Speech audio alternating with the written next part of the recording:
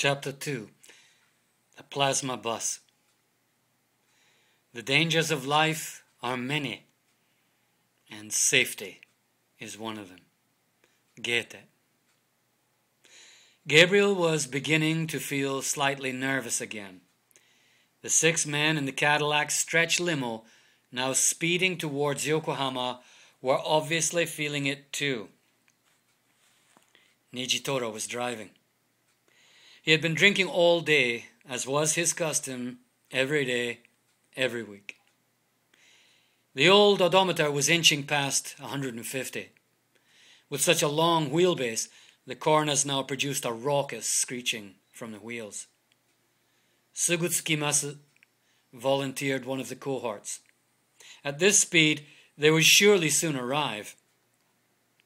The question of morality and mortality did not seem to register with any but Gabriel.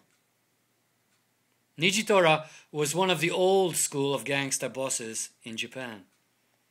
Or had he actually graduated from the Yakuza? This was what was weighing on Gabriel's mind, having only met him that surreal month before. That event still ranked high in his mind as a classic enigma, rolled up in a donut of paradoxes and now being chomped by a mystery eater. Him. Now he was unwittingly, and yes, perhaps even dangerously embedded in this very different world. What made it all so terminally weird was that he was still not quite sure how he had gotten back from that penthouse party. "Don't you remember you asked to leave early, Gabriel-san? Nakamura and myself personally escorted you to the elevator at about 11:30. We hailed you a taxi and off you went to your Akasaka hotel. Why? Did you have a problem with the taxi?" Nijitora had seemed totally straight with him about that night, but he could not quite explain the dull realization that his sense of time had been disfigured somehow. Sure, he had awoken in his hotel bed, but he was fully clothed, apart from his jacket that had been hanging on the chair. He never hung his jacket on a chair, but on a hanger. He slept naked too. Mind you, he had been exhausted by all that stressful banter. The SM show that the scientist had put on before he left was the pièce de la résistance. Takahana-sensei had used 30 yards of thick silk twine to tie up a young woman as he slowly peeled off her clothes, going from neck to feet. "I will be repeating this show in Paris next month.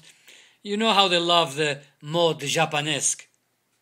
The guy was full of himself. As he began, he had swept back some of the long strands of hair covering his face.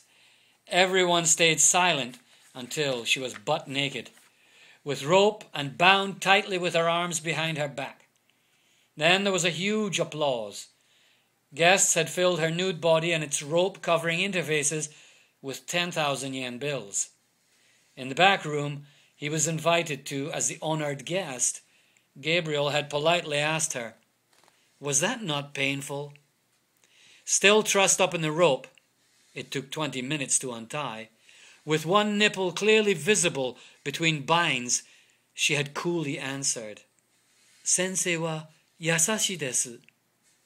"The doctor is very kind." How much are they paying these women? Gabriel guessed a lot. Fair enough. He had been gentle with her. Apparently, it was erotic entertainment from the Edo period, sadomasochism with a trace of the Orient. Definitely funky. Gabriel had enjoyed the show immensely. But not now. His brain was getting to that point again, the point of profound existential doubt. It was not like depression, no, far more threatening than that. The key riddle was now inescapable. Was he somehow, at some level, one of them? Or was he simply Gabriel having another later life adventure? The key word was them. It went a lot deeper than the usual suspects, us and them. Something had happened that night, and he had to find out what it had been. The film deal had thus gone ahead. Filming had begun. Now on day 3, Nijitora was on the move again. Shit! Can't go back. No retreat possible now, and forward looks like a total shitstorm for me. Thankfully, none of them had heard his mutter above the hip-hop racket inside the rolling and pitching Cadillac. Though English was nobody's language except his here, that one expletive word was universal. The Japanese was just as expressive and short. Kuso!